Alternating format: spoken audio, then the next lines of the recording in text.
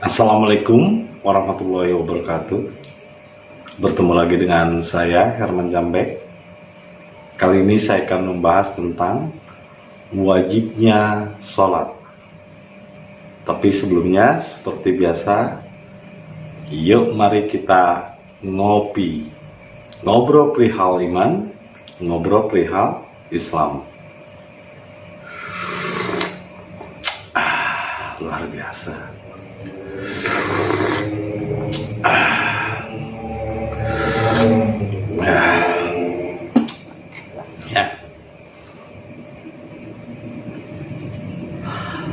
Kita santai, jangan terlalu terburu-buru, dan jangan memahaminya dengan nafsu atau dengan keinginan yang cepat ingin tahu. Tartila, step by step, sederhana, jangan terlalu rumit.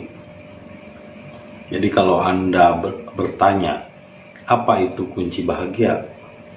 Gus Dur pernah menjawab, kunci bahagia itu adalah jangan memikirkan sesuatu yang belum Anda ketahui. Terus nanya lagi, tapi bagaimana kalau misalnya saya memikirkan sesuatu yang sudah saya ketahui? Lah apalagi itu, ngapain juga kalau udah tahu dipikirin. Jadi jangan mempersulit dirimu dengan banyak berpikir. Karena orang-orang yang banyak berpikir itu nantinya adalah kufur. Kadar pakru ayatuna kufur.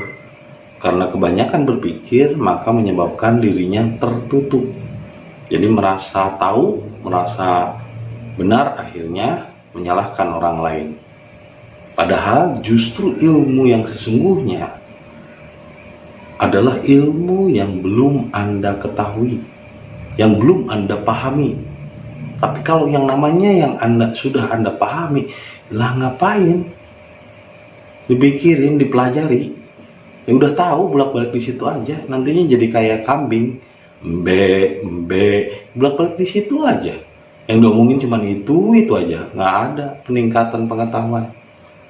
Nah inilah makanya saya akan menyampaikan tentang wajibnya sholat. Karena kebanyakan orang kan kebalik. Jadi sholat itu wajib. Nah kalau saya dalam hakikat kebalik, wajibnya sholat, bukan sholat itu wajib. Karena percuma orang melakukan sholat, wajib sholat, harus sholat, tapi nggak tahu wajibnya sholat itu apa. Bukan melakukan hanya rutinitas, hanya melakukan sesuatu yang rutinitas, sedangkan dia sendiri nggak tahu esensinya. Seperti misalnya beliau mengucapkan assalamualaikum, tapi dia nggak tahu esensinya apa, sia-sia. Atau seperti embe, diulang-ulang, tapi nggak tahu esensinya apa. Maka di sini saya akan menerangkan tentang wajibnya sholat, bukan sholat wajib, tapi wajibnya sholat. Wajibnya sholat itu apa? Kalau sholat wajib ya mungkin Anda udah tahu lah, di masyarakat juga udah umum dan udah nggak aneh lagi gitu. Kalau misalnya saya menjelaskan tentang sholat itu wajib, karena setiap muslim tandanya yaitu sholat. Katanya dikatakan as-sholatu imaduddin, ya kan? Sholat itu adalah tiangnya din katanya. Dinnya itu diartikan agama lagi. Padahal sebetulnya bukan tiangnya din. Imaduddin itu adalah mendirikan jiwa. Karena sholat itu memang berdirinya jiwa, bangkitnya jiwa. Aqimus sholat, makanya disebutnya juga dirikan sholat, bukan laksanakan sholat. Kalau melaksanakan kewajiban dan rutinitas, maka ayatnya tuh harus diganti menjadi bukan aqimuddin, aqimis sholat berarti, tapi laksanakan sholat. Tapi di ayatnya dirikan sholat, dirikan dengan laksanakan beda. Kalau berdiri berarti ada sesuatu yang sebelumnya tertidur. dari makna yang sesungguhnya, di mana orang hanya melakukan rutinitas tapi tidak tahu makna sholat yang sesungguhnya. Wajibnya sholat itu apa? Sholat itu sebetulnya wajibnya adalah terhubung antar jiwa dengan Allah, bangkitnya jiwa. Aqimu sholat, dirikan sholat. As-sholatu imaduddin, sholat itu adalah mendirikan jiwa. Mendirikan jiwa, bukan tiangnya agama, tapi mendirikan jiwa. Jiwa itu harus berdiri, harus bangkit dan kontak dengan Tuhan. Itu wajibnya sholat, adalah terhubung dengan Tuhan. Ini yang harus Anda pikirkan. Jadi wajibnya sholat adalah terhubung dengan Tuhan. Karena sholat itu sendiri dari bahasa Arab yang artinya adalah hubungan dengan Allah. Nah sekarang kalau Anda melakukan rutinitas, tapi ternyata Anda tidak pernah kontak dengan Tuhan, tidak nyambung dengan Tuhan, untuk apa Anda melakukan sholat? Kalau seandainya dalam sholat Anda tidak terhubung dengan Tuhan. Wajibnya sholat itu kan terhubung. Supaya ketika kita terhubung dengan Tuhan, maka Tuhan akan merevisi, akan merubah sifat-sifat kita sehingga kita tidak lagi memiliki kebencian terhadap orang yang tidak melakukan sholat. Karena itu kan kebutuhan pribadi, bukan sesuatu paksaan. Orang mau sholat, mau kagak, itu kan kebutuhan Anda.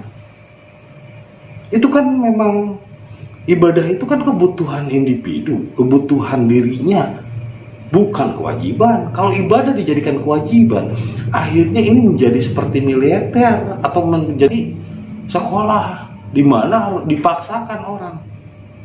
Seperti makan itu kewajiban atau kebutuhan sih? Kan kebutuhan. Orang kalau butuh, ya nggak usah kita maksain dia untuk makan.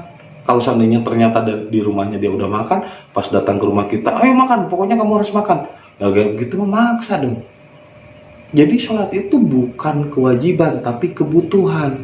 Yang harus Anda pahami adalah wajibnya sholat itu apa? Bukan sholat kewajiban. Wajibnya sholat itu apa? Wajibnya sholat itu terhubung dengan Allah.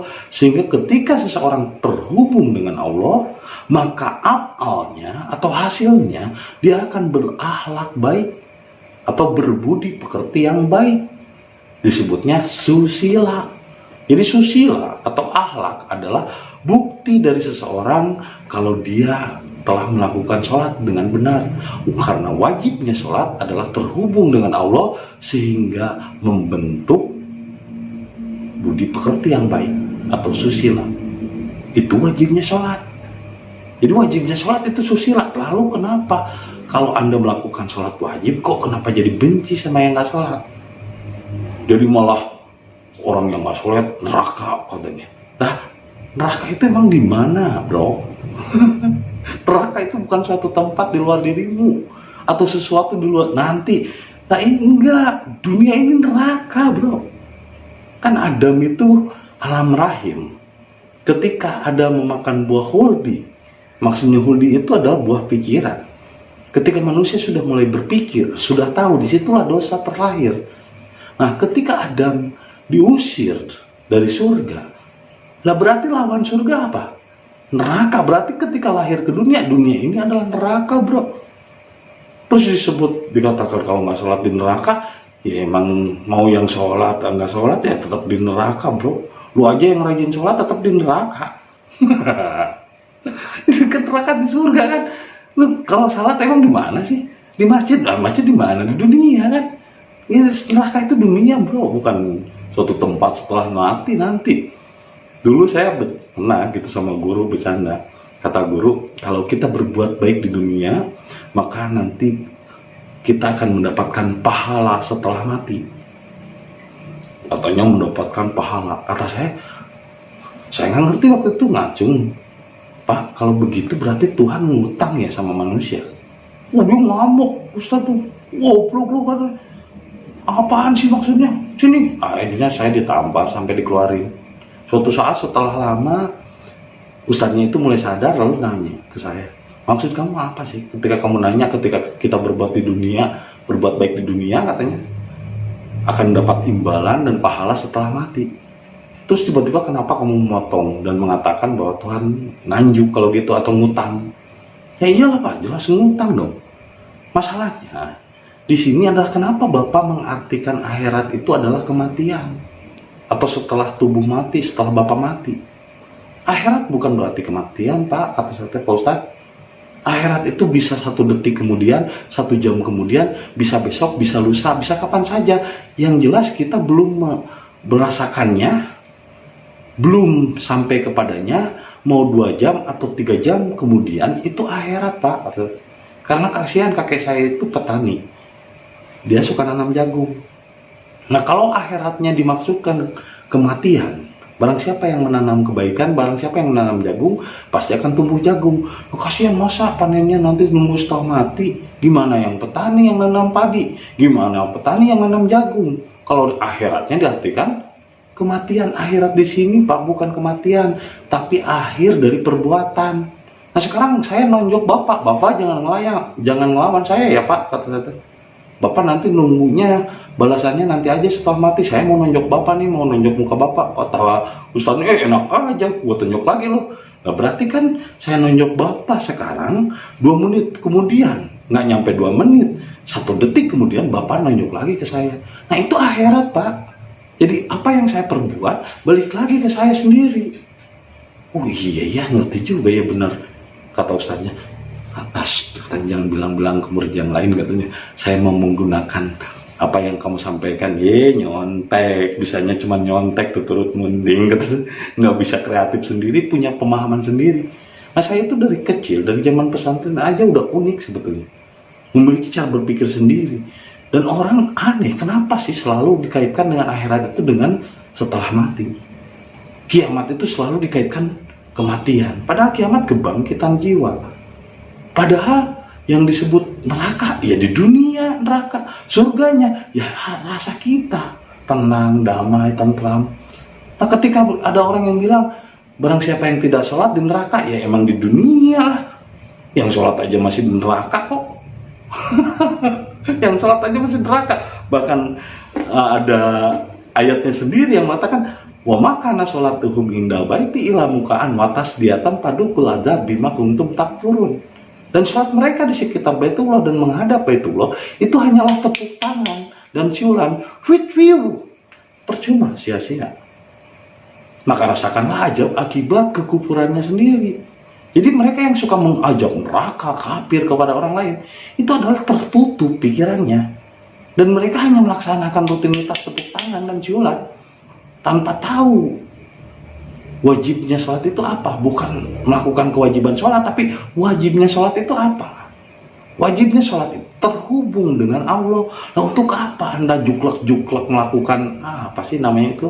Saya tidak menyebut sholat, itu namanya ungked, tradisi urais. Kalau seandainya tidak terhubung sama sekali dengan Allah, kan itu cuma simbol aja. Allahu Akbar, ini simbol menyerah. Kan kalau orang ditodong menyerah begini. Terus jaga hati, jaga pikiran, jaga hati, terus ruku, jaga nafsu, pikiran, hati, dan nafsu dijaga dan diserahkan sama Allah. Nah kalau misalnya kita melakukan rutinitas tanpa tahu tujuan, itu sama saja kayak orang yang lagi gergaji, dia gergaji kayu aja terusin Mang. Saya tanya, Mang lagi ngapain Mang? Gergaji kayu. Iya gue juga tahu sih gergaji kayu, cuman buat apa sih? Nggak tahu katanya. Saya diperintah oleh Tuhan aja untuk gergaji kayu. Orang bego namanya. Kalau dia melakukan rutinitas tapi tanpa tahu tujuan wajibnya itu apa, untuk apa melakukan itu? Kalau nggak tahu tujuan dan makna yang sesungguhnya yang tuju, berarti Anda hanya melakukan rutinitas tanpa tahu tujuan. Ini jelas berarti ngambang, nggak punya tujuan. Hidupnya nggak jelas. Nah, kalau punya tujuan, jelas kita bisa tahu wajibnya sholat itu terhubung dengan Allah. Karena sholat itu sendiri dari kata sholaya solu. Jadi ketika Nabi Muhammad Isra Mi'raj, Nabi Muhammad itu terhubung dulu dengan Allah. Itu yang disebut dengan Mi'raj. Itulah sholat. Bukan sholat untuk Mi'raj, tapi Mi'raj itulah sholat. Ini mah sholat buat apa? Pengen ketemu Allah. Ya ampun, sholat itu beserta Allah, meliputi dirinya, udah nyambung dengan Allah, sehari-hari udah senang dengan Allah. Nah ini baru mau ketemu dengan Allah. Aduh, sholat buat apa? Untuk mi'raj dengan Allah. Baru mau ketemu. Orang udah tiap hari bersama Allah, ini baru mau ketemu. Kayak gini lah ibaratnya. Sholat itu kan simbol, ini kan menyerahkan pikiran, menyerahkan hati, dan menyerahkan nafsu. Karena 3 perangkat inilah yang menghalangi hubungan manusia dengan Allah. Dia baru tujuan, baru mau ketemu Allah. Katanya sholat untuk mi'raj. Berarti baru mau ketemu. Kalau Nabi Muhammad kan mi'raj dulu baru sholat. Jadi harusnya mi'raj dulu barulah sholat, bukan sholat dulu baru mi'raj. Harusnya ketemu dengan Allah dulu, itulah sholat. Bukan sholat ingin ketemu Allah, itu mah jadi salah tuh. Jadi sholat baru ketemu Allah. Nah, harusnya ketemu dengan Allah, itulah sholat. Bukan sholat ingin ketemu Allah. Jadi kebalik sekarang mah sholat ingin ketemu Allah ya. Jadi nggak nyambung. Ketemunya kagak pas begini. Allah Akbar, mikir juga ya gimana nyambungnya. Tapakur biholkilah wala tapakur bidatilah. Berpikir itu untuk urus dunia holako. Wala tapakar bidatilah. Jangan berpikir ketika kontak dengan Tuhan. Jadi sholat dengan Tuhan atau ketemu dengan Tuhan itu, mi'rajnya itu nggak usah pakai pikiran, nggak usah ngapalin bahasa Arab, apalagi harus seragam. Ya ampun, ibadah ke Tuhan kok diseragamin kayak zombie, kayak api. Apa aja ketika masuk ke dalamnya jadi lebur, jadi api. Nah, jadi ibaratnya kalau Anda sholat ingin ketemu Tuhan, ibaratnya Anda baca menu, itu kan simbol, itu baca menu, itu cuma simbol aja. Baca menu, cara membuat pizza. Tapi Anda belum tahu bagaimana rasanya pizza dan bagaimana bentuknya pizza. Ini orang syariat nih, ingin ketemu Tuhan. Jadi sholat itu untuk ingin ketemu Tuhan, tapi belum ketemu dengan Tuhannya, belum sadar dengan dirinya.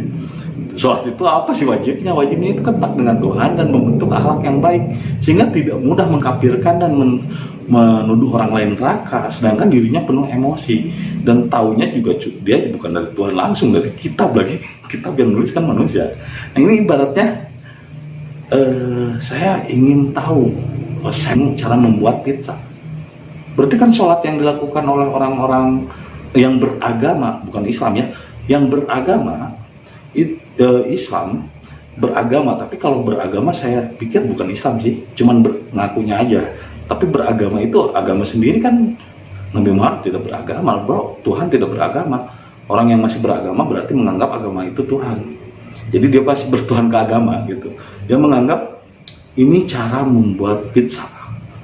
Tapi dia belum tahu bagaimana pizza dan rasanya.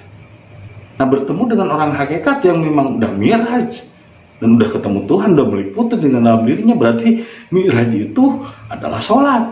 Orang ketika sudah diliputi oleh kekuasaan Tuhan di dalam dirinya, itulah sholat. Bukan melakukan tradisi begitu, itu kan cuma simbol. Itu kan kokak, itu apaan sih? Saya nggak ngerti itu. Yang dihadapi juga kan cuma berhala batu. Dan saya juga nggak ngerti itu apa sih, kenapa orang melakukan itu gitu. Dan apakah karena mereka terlalu bodoh gitu? Seperti kambing yang seragam aja. Semuanya gitu. Seragam. Apa mereka terlalu bodoh untuk berpikir gitu, bahwa manusia tidak boleh untuk menyembah berhala? Udah jelas batu, gitu kan? Masa kita sembah batu? Kan Tuhan meliputi diri, lebih dekat dari ulat lehermu. Ngapain kita menyembah sesuatu di luar diri? Nah, kalau kita udah mengenal diri, udah mengenal Tuhan, Tuhan meliputi kok di dalam diri manusia.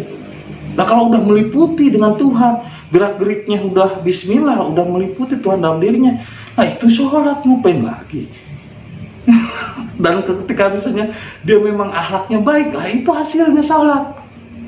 Susila, berakhlak yang baik, berbudi pekerti yang luhur, itu udah melakukan wajibnya sholat. Bukan sholat wajib, tapi udah melakukan wajibnya sholat. Wajibnya sholat itu terhubung dengan Allah dan akhirnya membentuk akhlak yang karimah. Itu wajibnya sholat. Nah sekarang orang melakukan rutinitas itu cuma baca-baca simbol, cuma baca menu cara membuat pizza. Dan dia bilang, pizza itu begini, didebatin sama yang beda golongan dan beda pemahaman. debat. Sementara orang hakikat lihat itu lagi makan pizza. Mereka sedang, orang syariat sedang berdebat bagaimana caranya membuat pizza. Ya, orang syariat ini 2 golongan atau 3 golongan yang berbeda, 3 orang yang berbeda paham, berbeda golongan, sedang memperdebatkan bagaimana caranya membuat pizza yang enak. Oh, kurang ini, tambahin gula ini, tambahin pizza ini, tambahin keju lah. Cara membuat pizza itu begitu. Sementara orang hakikat lagi ngeliatin gitu, lagi makan pizza. Dan orang syariat sedang memperdebatkan menu caranya membuat pizza. Itu yang dilakukan orang syariat. Jadi sholat untuk mi'raj, sholat untuk ketemu Allah. Sedangkan orang hakikat kan dirinya saja sudah meliputi dengan Tuhan, udah berserta Tuhan, ngapain lagi melakukan sholat begitu-begituan. Nah, sementara dia baru cita-cita ingin bertemu Tuhan, baru cita-cita ingin diridhoi Tuhan, lagi mencari ridho Allah. Seperti ikan lagi mencari air. Jadi akhirnya ya kita memaklumi, karena banyak orang yang melakukan kewajiban sholat tapi dia tidak tahu wajibnya sholat itu apa. Jadi banyak orang yang cuma baca menu 250 km menuju Jakarta, dibaca tiap hari. Sementara orang hakikat lagi di Jakarta, lagi di Monas, lagi duduk aja di Monas. Sementara orang syariat 250 km menuju Monas, 250 km menuju Monas, baru dibaca bro, belum nyampe. Kalau udah nyampe, kita tidak akan marah. Seperti saya melakukan latihan kejiwaan dengan cara berserah diri kepada Allah secara total atau kapa. Ketika saya melihat orang-orang melakukan praktek lain di luar saya, di luar kebiasaan saya, maksudnya di luar yang saya lakukan, ibadah itu menurut saya dan yang saya rasakan, ada perubahan pada diri saya adalah melalui latihan kejiwaan. Ada orang yang tidak melakukan latihan kejiwaan, apakah saya jadi benci? Ya ngapain juga saya benci orang yang nggak melakukan latihan kejiwaan? Atau ibadah untuk dirinya, kepentingan untuk dirinya, Tuhan aja nggak marah kok. Manusia mau ibadah ya nggak marah. Manusia nggak ibadah emang Tuhan marah? Enggak. Nggak ada kepentingan dari Tuhan. Lu mau ibadah mau kagak terserah lu deh. Lu rasain sendiri. Nah, sekarang orang mau latihan kejiwaan mau kagak ya bodoh amat. Bukan kepentingan saya kok. Yang penting saya fokus kepada diri saya sendiri. Dan saya sudah merasakan perubahan dari latihan kejiwaan. Nah sekarang orang orang melakukan sholat baru mau ketemu aja sama Tuhan, sholat ritual, dan itu juga bukan kebiasaan Nabi Muhammad, itu ritualnya orang Quraisy. Li'ilafi Quraisyin ilafihim rihlatasi taiwasaib pal ya'budu robba hadal bait at'amahum min ju' wal hauf.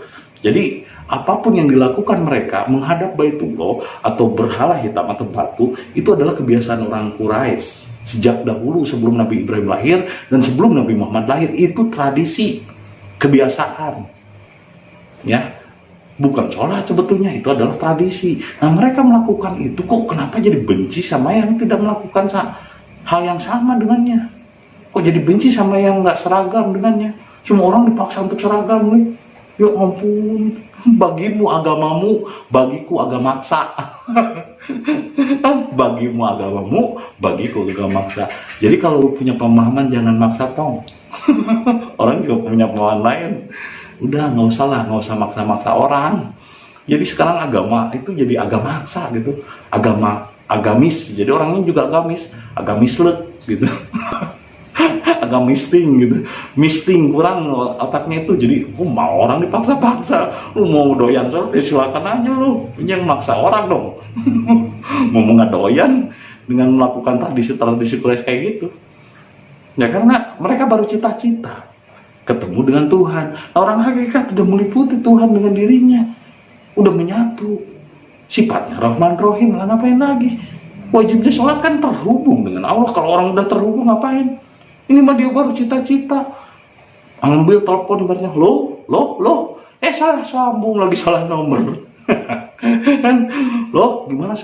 Gimana lo, cager lo, kalau hari apa namanya pemancarnya batu, lo gimana kabarnya Bo? Ini pemancarnya batu, dia menghadap batu yuk, nyambungnya dari mana bro? Udah gitu nomornya salah lagi, udah gitu dia yang dipakai juga ternyata yang dipakai asbak. Ya asbak nggak bisa bro untuk nelpon Tuhan gitu, Jadi harus sesuai dengan kapasitas. Untuk kontak dengan Tuhan itu jiwa, tidak bisa kita mengkontak Tuhan dengan pikiran. Kalau misalnya begini masih mikir-mikir, ya nggak akan kontak dengan Tuhan. Kapan kontaknya dengan Tuhan? Jadi wajibnya sholat itu adalah terhubung dengan Tuhan, dan orang yang terhubung dengan Tuhan akan memiliki sifat akhlak yang baik. Jadi dia tidak akan membenci orang yang tidak sholat, atau tidak akan membenci orang yang tidak sepaham dengannya, karena Islam itu tidak memaksakan. Lu kalau memaksakan orang lain untuk sepaham denganmu, berarti agamamu adalah agamaksa, agamisle. Jadi agamisnya agamisle, pikirannya agamisting. Cobalah berpikir sehat, jangan memaksakan orang lain. Wajibnya sholat adalah terhubung dengan Allah, dan hasilnya membentuk akhlak yang baik. Jadi tidak membenci orang yang tidak sholat, atau tidak membenci mengajab orang-orang lain yang tidak seragam dengan. Itu saja yang bisa saya sampaikan malam ini. Semoga menjadi inspirasi dan hidayah bagi kita semua. Terima kasih atas kesetiaannya menonton video saya, dan saksikan video-video berikutnya. Assalamualaikum warahmatullahi wabarakatuh.